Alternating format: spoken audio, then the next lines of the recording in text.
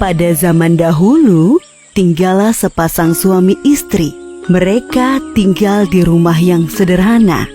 Sayangnya, mereka diberi cobaan oleh para dewa yang diberi anak seekor naga.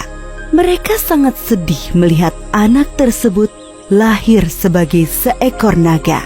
Namun mereka tetap menyayangi anak naga tersebut dan memberinya nama Baru Klinting. Kekhawatiran mulai datang. Jangan-jangan anak ini akan menjadi gunjingan warga. Mereka pun memutuskan untuk mengasingkan diri di puncak gunung. Setiap hari, suami istri itu berdoa agar anak mereka bisa berubah wujud menjadi manusia. Dan suatu hari, para dewa akhirnya mengabulkan doa suami istri tersebut. Anak kalian bisa berwujud manusia dengan syarat harus bertapa selama 300 tahun dengan cara melingkarkan tubuhnya di Gunung Wilis. Baru Klinting memulai masa bertapanya selama 300 tahun dan memanjangkan tubuhnya melingkari Gunung Wilis. Baru Klinting hampir berhasil melingkarkan tubuhnya di Gunung Wilis. Namun sayangnya, ternyata tubuh Baru Klinting masih kurang sejengkal lagi untuk bisa benar-benar melingkari Gunung Wilis.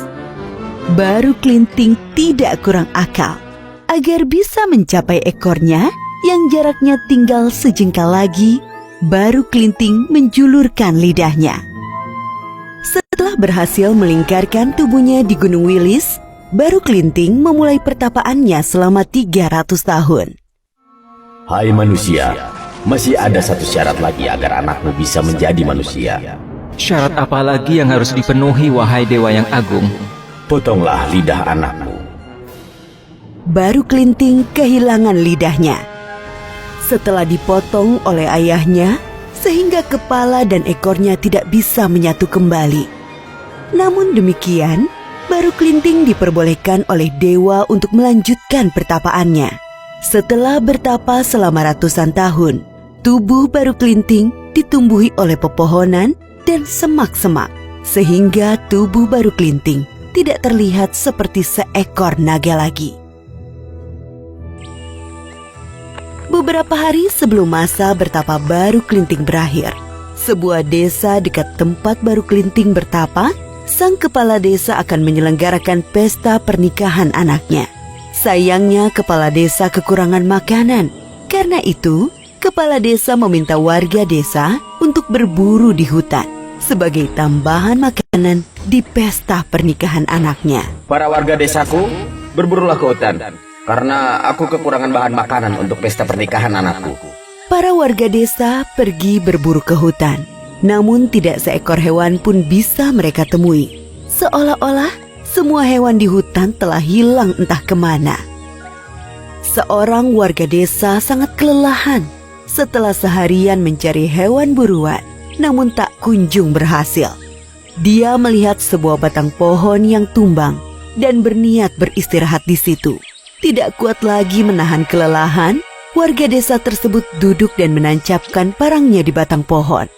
Warga desa tersebut terkejut melihat darah keluar dari batang pohon yang terkena parang. Para warga desa dengan penuh penasaran mengerumuni batang pohon yang mengeluarkan darah. Ini bukan batang pohon, tapi ini seekor naga raksasa. Mengetahui bahwa batang pohon tersebut ternyata seekor naga, para warga desa kemudian mengambil dagingnya. Keesokan harinya, tepat setelah 300 tahun masa bertapa, Baru Klinting akhirnya menjadi manusia yang berwujud anak kecil.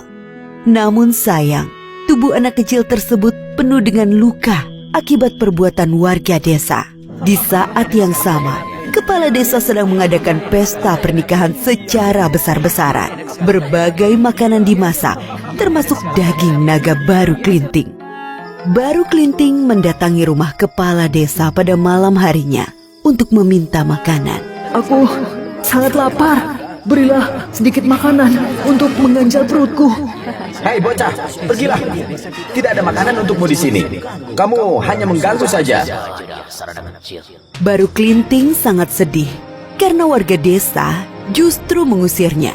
Padahal daging yang mereka masak adalah dagingnya sewaktu masih menjadi naga. Namun, di antara para warga yang berperilaku buruk, masih ada seorang wanita tua yang berbaik hati kepada Baru Kelinting. Mari nak, ikutlah ke rumah nenek. Masih ada makanan untukmu di sana. Wanita tua yang baik hati tersebut membawa Baru Kelinting ke rumahnya untuk diberi makan. Maafkan nenek nak, hanya makanan ini yang nenek punya. Tidak apa-apa, Nek. Aku sangat berterima kasih kepada nenek karena telah menolongku yang kelaparan ini. Saya mengira sudah tidak ada lagi orang baik di kampung ini. Ternyata masih ada orang seperti nenek.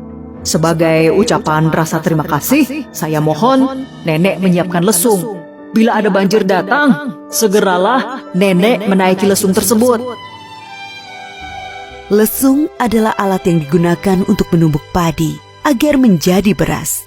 Lesung digunakan pada zaman dahulu sebelum mesin penggiling padi ditemukan.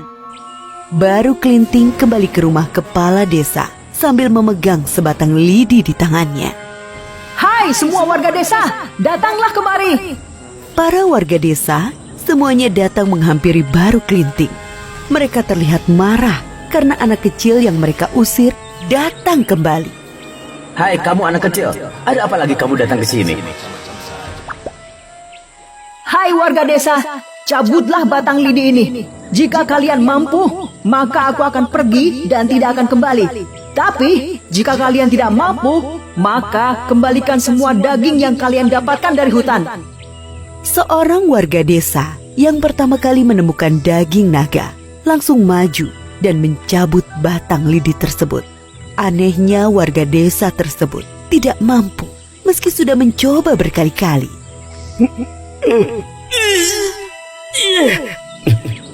Ini tidak mungkin. Kenapa aku tidak mampu mencabut sebatang lidi ini? Semua warga desa bergantian mencoba mencabut batang lidi, namun tak satu pun yang berhasil. Bahkan kepala desa sekalipun tidak mampu mencabut batang lidi tersebut. Hai anak kecil, kamu ini sebenarnya siapa? Ketahuilah bahwa daging itu adalah tubuhku sewaktu masih berwujud naga. Kalian memang manusia yang serakah. Kalian tidak peduli terhadap penderitaan sesama manusia. Daging yang kalian masak itu adalah dagingku saat aku masih bertapa sebagai seekor naga. Kalian akan menerima pembalasan yang setimpal. Baru Kelinting mencabut lidi tersebut. Dengan ajaibnya, air keluar dari lubang bekas lidi tersebut ditancapkan. Semakin lama, air yang keluar semakin deras. Warga desa pun berlarian, menyelamatkan diri dan berteriak minta tolong. Air yang keluar dari lubang bekas lidi tersebut akhirnya menenggelamkan seluruh kampung. Tidak ada yang selamat dari kemarahan Baru Kelinting. Seluruh warga desa tersebut tenggelam. Hanya satu orang yang selamat, yaitu wanita tua yang memberi makan Baru Kelinting. Desa tersebut menjadi telaga, dan Baru Kelinting kembali berubah menjadi seekor naga. Desa yang penduduknya bersifat tamak dan tidak mau menolong, akhirnya berubah menjadi sebuah telaga.